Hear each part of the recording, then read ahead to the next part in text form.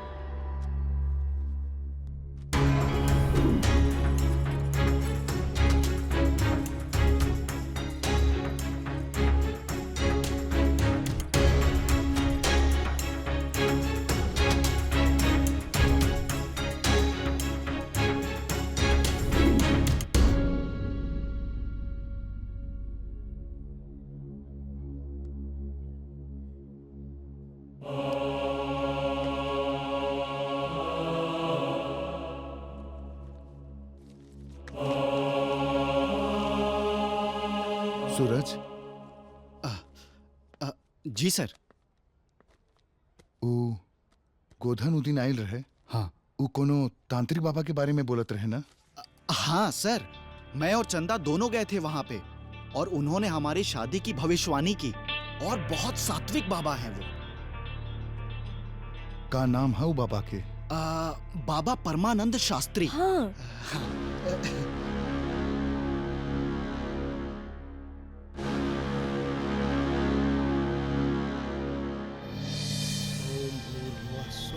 सवितुर्वरेण्यं भर्गो देवस्य धीमहि धियो यो नः प्रचोदयात्।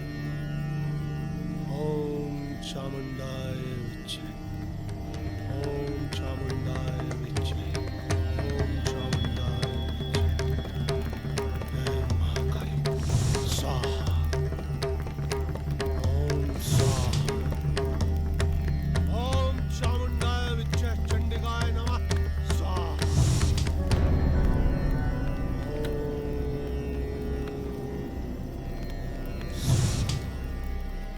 कल्याण, बोलो बच्चा, क्या कष्ट है? बाबा, हम कुछ दिन से बहुत परेशान हैं।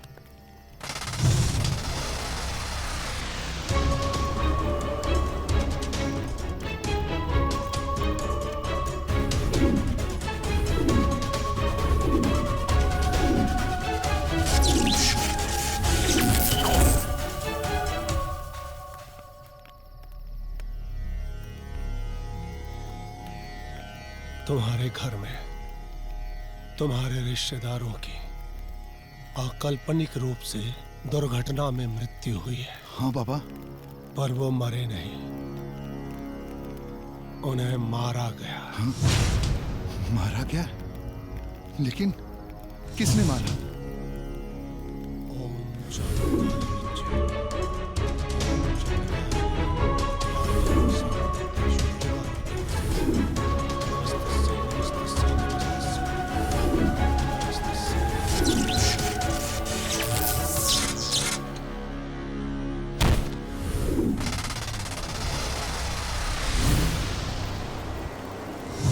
कजरी। कजरी?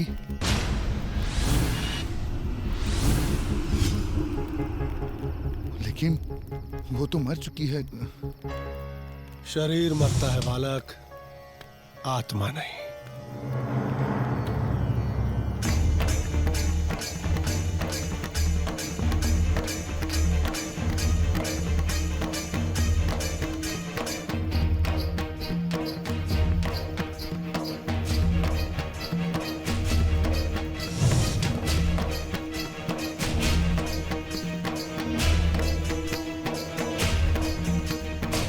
तुम निश्चिंत रहो, जाओ, महादेव कल्याण करेगा।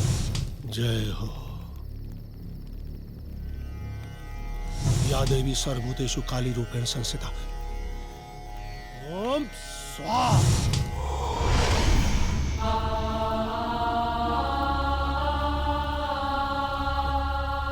कजरी, हमरा और हमरा प्रतिशोध के बीच में बाधक मत बनी बाबा। हमार दुश्मनी रउआ साथे नहीं खे। तू विधि के विधान के विरुद्ध जा रहल बाड़ू कजरी। जीवन मृत्यु सर्व महादेव के हाथ में है। विधाता मत बन। विधि विधान विधाता से हमके कोनो मतलब नहीं खे। हमके बस इतना पता बा कि ऊ लोग हमरा साथे ठीक नहीं के कैले, और हम अपन बदला लेके रहब।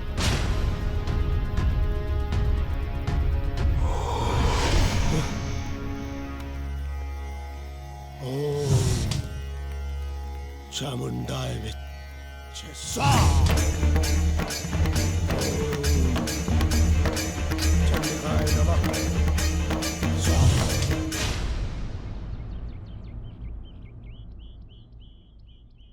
अरे ये सब का हो रहल बा सावित्री? अरे हमरा के तो कुछ समझ में नहीं के आवत। पता नहीं कोठी पर केकर नजर लग गई। पहले हमार देवरानी कमला, ओकरा बाद दोनों पहुना, तीनों मर गई। का करी जी?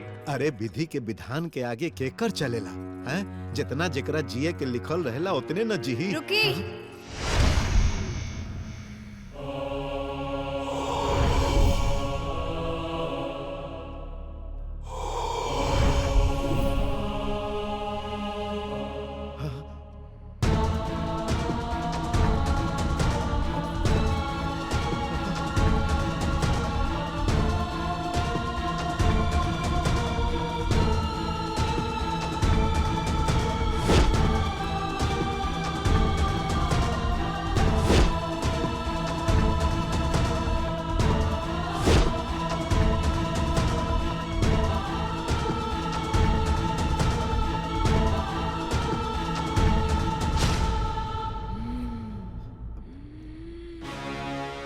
जैसे वो फुफ्फा बिल्लू आ कमला के मौत के घाट उतरनी ना, ठीक वैसे ही आ तो दोनों जनी के काल के गाल में समा देव। अरे अजय के बाबू।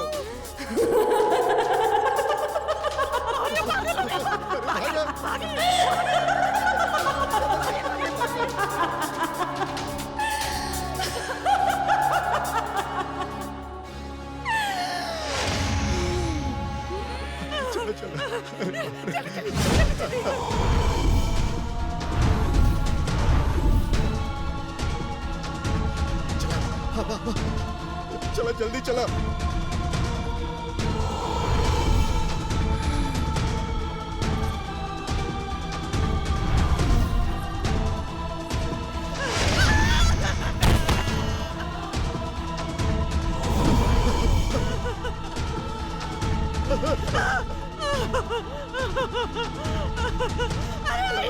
अजय के बाबू।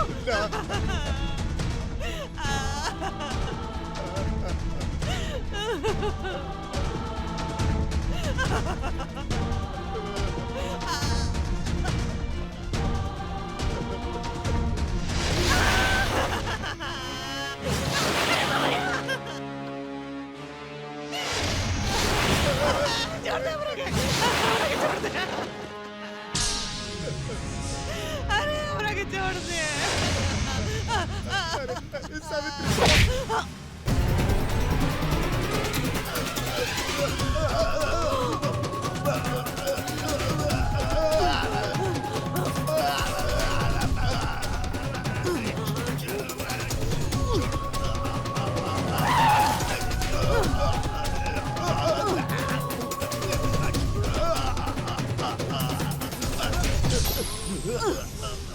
कजरी,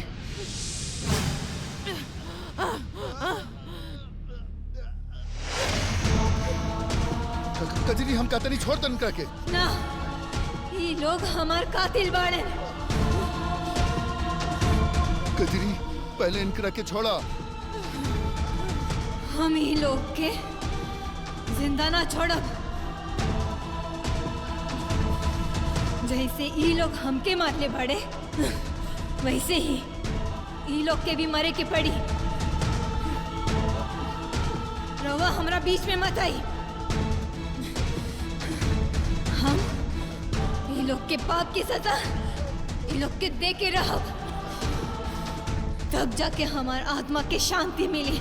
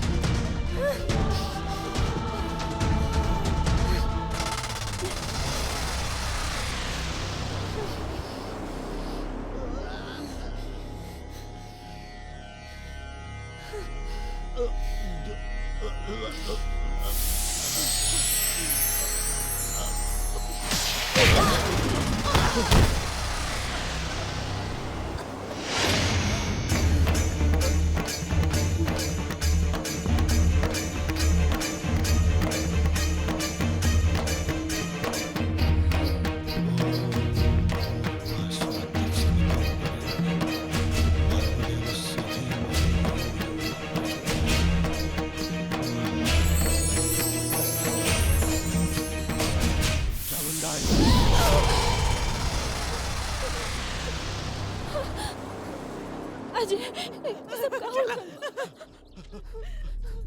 सब का हो रहल बा?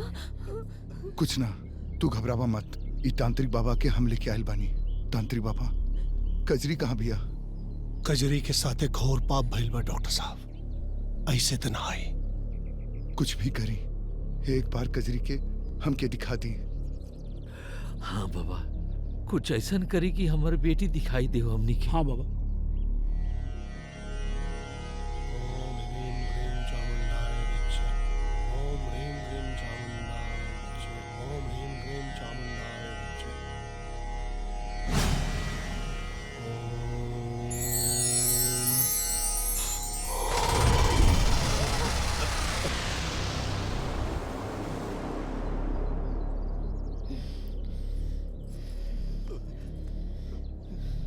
इन लोगों को माफ कर दो।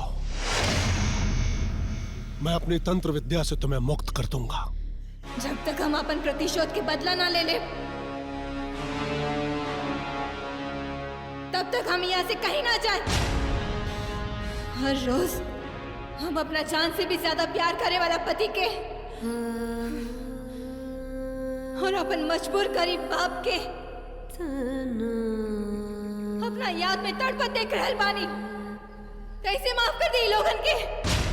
जिद्दी आत्मा, परमानंद शास्त्री के रहते तू इन्हें छू भी नहीं सकती है। मारना तो बहुत दूर की बात है। इतना प्यार करती है अपने पति को, उसके लिए इतना नहीं कर सकती तू?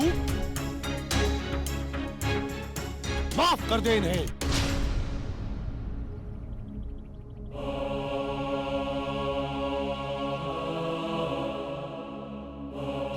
ये हमार संसार रहे, हमार खुशहाल संसार के ये लोग। बिल्लू, इला पैसा ले जाके बढ़िया से घर बनवावा। हम और ई कमला ई कोठी के एक एक पैसा नोच के खचोट के सब भेजत रहा। एक दिन ई कोठी के कंगाल कर दे, ओकरे बादे हम और कमला चलब। भैया, ऐसा थोड़े दिन यहाँ पे कब्जा रखा आए, तबले अपनो कोठी बन जाई। अरे लेकिन ओकरा खातिर नो खूब दिमाग लगा के काम करे के पड़ी। बड़ा दिमाग लगा रहल बानी रवा लोग।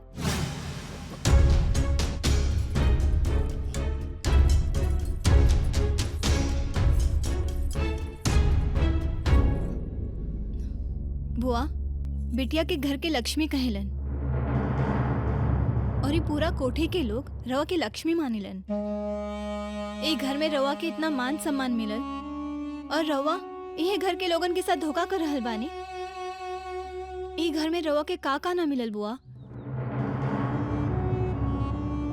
और रवा चोरी करके घर के साथ छल कपट कर रहल बानी। सबके विश्वास के धोखा दे रहल बानी। अगर रवा के कौनो चीज के जरूरत रहे तो दादाजी से कहा देती, वो खुशी खुशी दे देती रवा लोगन के। रवा सब लोग ई घर के विश्वास के धोखा दे रहल बानी। हम अभी सब दादाजी के बता दे। राजल, माफ कर दा, हमरा से गलती हो गई। ई बात बाबूजी के मत बताइयो। अब ऐसा गलती ना हुई, माफ करता। ऐसन गलती दोबारा ना होके के चाहिए, ना तो रवा लोग कोठी में ना कोठी के बाहर नजर आए।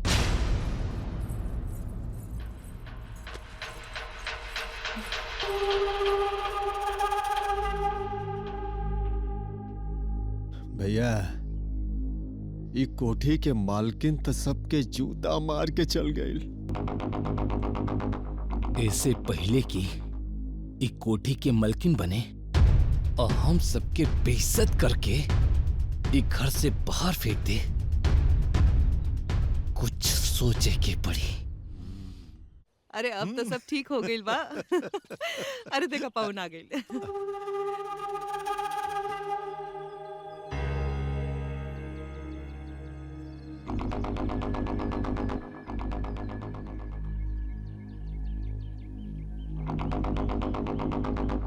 का बात बा पाहुन? बहुत परेशान लागत पड़ा। का बताएं, अब तो बाजार हाट निकलब मुश्किल हो गई बा। अरे बात का बा, कुछ बताई। का बताएं, जौना के औकात नहीं खे रहल सामने खड़ा होके के, आज वो भी हरवा चरवा दूध बेचे वाला, सब्जी बेचे वाला, अरे यहाँ तक कि जूता चप्पल बेचे वाला भी रिश्तेदारी निकाल रहा बा। और इस सारा बेइज्जती होता उस चढ़ावा के बेटी कजरिया का वजह से। पता बा, अब तक गांव समाज में भी हमनी के नाक कट गई बा। अब का कहीं हम, ये बताई हमरा के कुछ समझ में नहीं आवत। अरे इतना बड़ कोठी बा, एहिजा त बहुत कुछ हो सकेला। रउआ लोग केवल हमनी के साथ नहीं बस।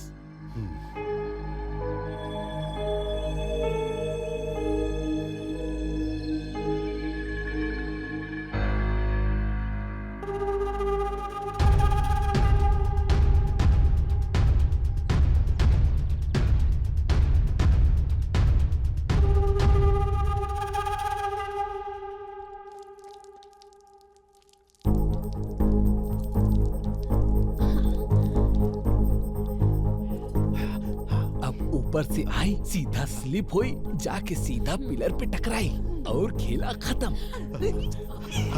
ठीक बा। चलो चलो चलो चलो।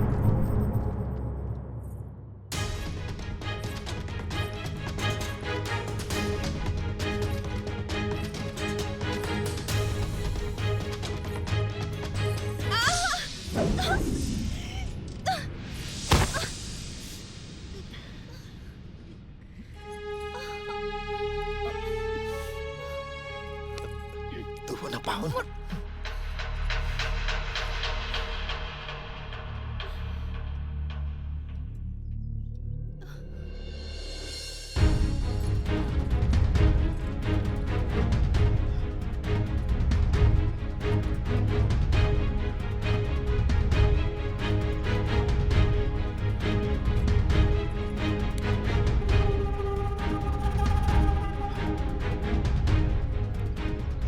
अब वो आई कपड़ा डाले, ऊपर चला। चलो चलो चलो, ऊपर से देखल जाए।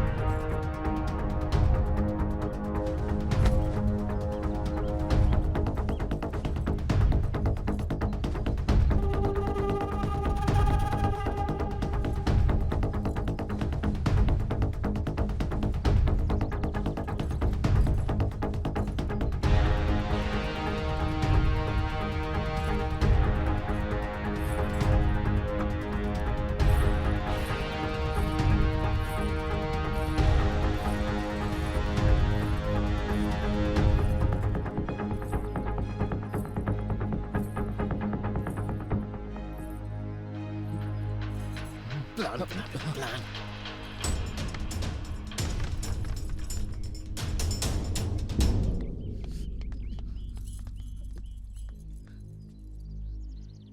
अरे पगला, लाइट नहीं खे तो करंट कहाँ से लागी? अरे इ नतिया लाइट में कभी कटक रहल हां।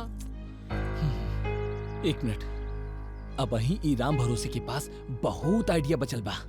आइडिया आई सुनी।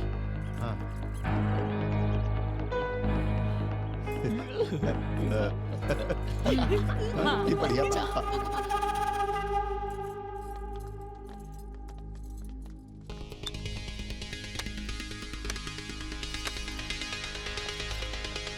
बंद करा। अब वो यही आई और जैसे माचिस की तीली जलाई वैसे स्वाहा। चलो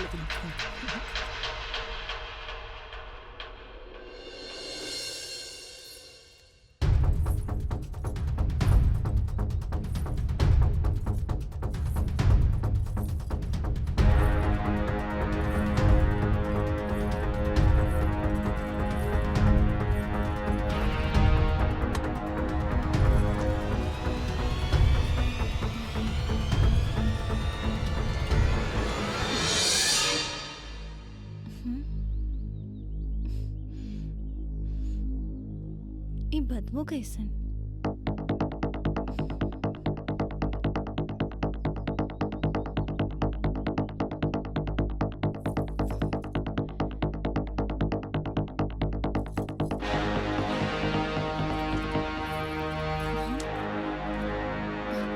अरे बाप रे, गैस लीक हो रहल बा।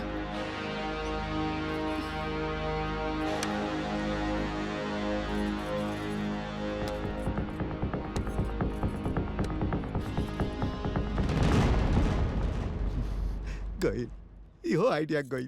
सीढ़ी से गिरा के मारे के तो प्लान फेल हो गई। अब बिजली के तार से मारे वाला प्लान भी चौपट हो गया। अरे गैस सिलेंडर से भी मारे के प्लान फेल हो गई। पता ना कौना देवता की पूज के ई कोठी में आयल बा कि मरते नहीं खेबा। अरे कुछ सोची, अतने अपना दिमाग का गूगल खोली तबे न कुछ बढ़िया आइडिया निकली।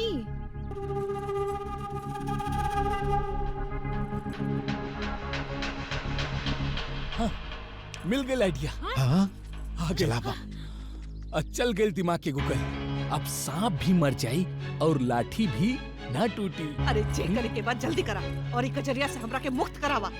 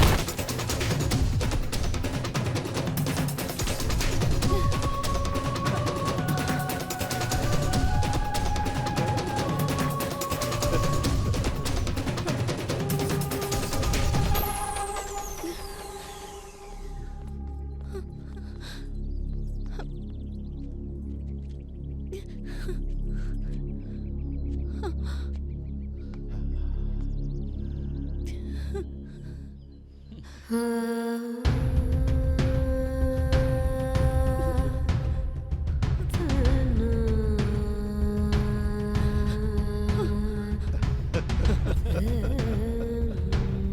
गया छुटकारा।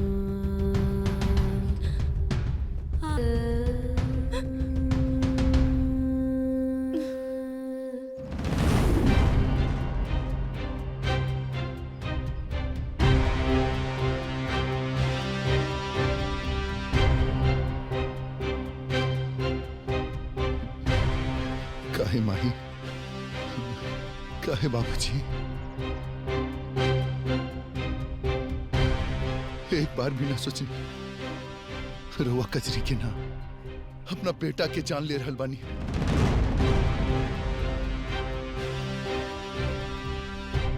एक बार भी ना सोचने की कजरी के कुछ हो जाए तो हमार का हुई।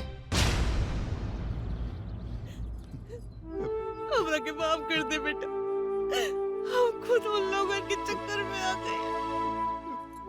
उन लोगों की वजह से हमारी बुद्धि भ्रष्ट हो गई है। हमरा से बहुत बड़ गलती हो गई।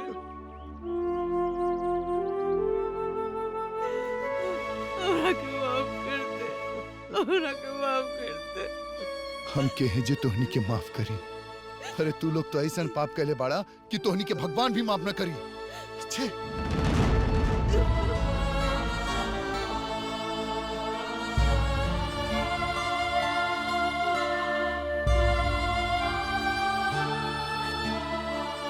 कजरी, हमरा के माफ कर दे बेटी।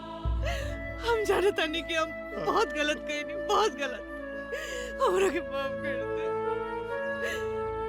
अगर तोहरा के ऐसी मुक्ति मिली ना कि तो हमरा के मार के, तो हमरा के मारता, हमरा के मारता, हमरा के मार दे, लेकिन हमार बेटा और बहू के कुछ मत करिया।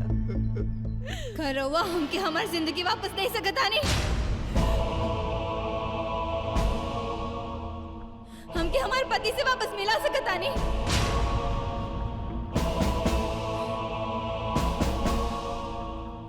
हमके हमारे बाबा से वापस मिला सकता नहीं।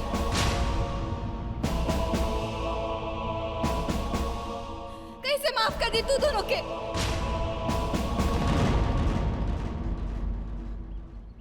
रे बिटिया, देखा, क्षमा किला से बड़ा कोनो धर्म ना होला। इलो अपन गलती स्वीकार कर बा, एलो के माफ कर दो। देख कजरी, तोर बाबा आज ले तोरा से कुछ ना मांगले ना, हैं?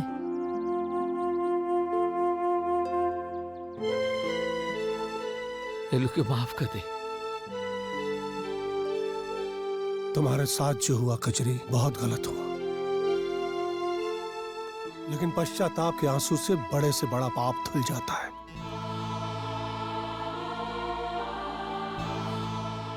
और इनको मारकर तुम्हें हासिल क्या होगा? प्रतिशोध किसी समस्या का समाधान नहीं होता, और मारने का हक सर्वेश्वर को है, इंसान या किसी आत्मा को नहीं। और जरा सोचो तो,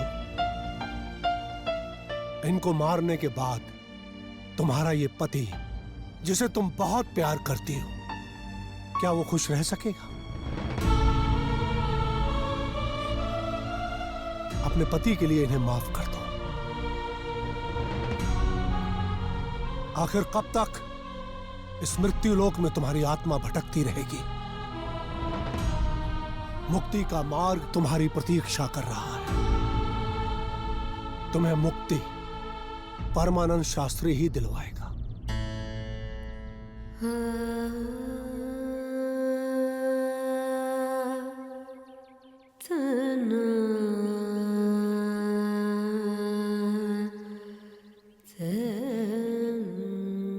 हे जी, हम रवा से वादा कहले रही जीवन भर साथ निभावे के, लेकिन हम अपन वादा पूरा ना कर सकनी।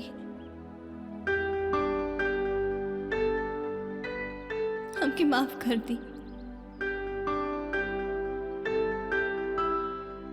लेकिन हमके रउआ से एगो वादा चाहे। अंजलि के पत्नी होके के सारा सुख देब रउआ, और अपन जीवन में खुश रह। वादा करी।